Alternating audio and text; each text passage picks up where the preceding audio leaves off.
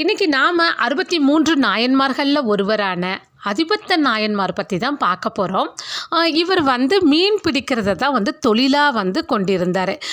என்ன பண்ணுவார்னா, எப்போ மீன் பிடிக்க போனாலும் தன்னுடைய வலையில் வரக்கூடிய முதல் மீனை சிவபெருமானுக்குன்னு அர்ப்பணம் செஞ்சுருவாராம். அதாவது முதல் மீனை எடுத்து சிவா அர்ப்பணம்னு சொல்லி கடல்லே வீசிடுவாராம். இது இவருடைய வழக்கமாகவே இருந்ததாம். இதை இவருடைய பக்தியை உலகுக்கு உணர்த்தணும்னு நினைச்ச சிவபெருமான் இவருக்கு ஒரு சோதனை கொடுக்க ஆரம்பிச்சிட்டாரு.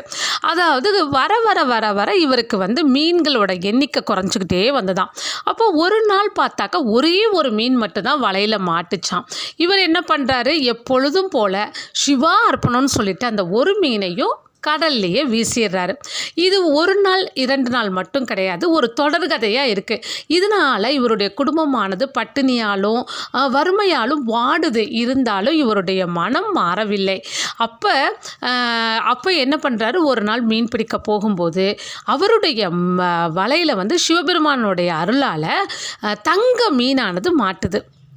அப்போ பக்கத்தில் இருக்கிறவங்களாம் சொல்கிறாங்க, இந்த மீனால் உன்னுடைய பல தலைமுறைகள் செல்வச் செழிப்போடு வாழும், உன்னுடைய வறுமையானது நீங்குச்சு அப்படின்னு பல பேர் பல விதமாக சொன்னால் கூட இவருடைய மனம் மட்டும் சலனமே படலையாம். அதாவது எப்போதும் போல முதல் மீன் சிவனுக்கு தான், அதனால் இது தங்க மீனாக இருந்தாலும் சிவா அர்ப்பணம்னு சொல்லிட்டு கடலில் விட்டுறாராம். அதனால தான் இவர் நாயன்மார்களில் ஒருவராக போற்றப்படுகிறார்.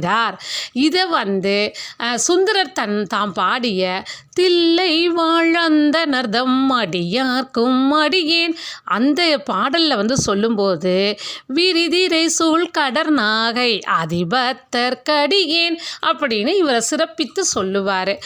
இத்தகைய சிறப்பு வாய்ந்தவர் இந்த அதிபத்த நாயனார். மீண்டும் ஒரு நல்ல பதிவுடன் உங்களை சந்திக்க இருப்பது விசாலாட்சி பழனியப்பன்.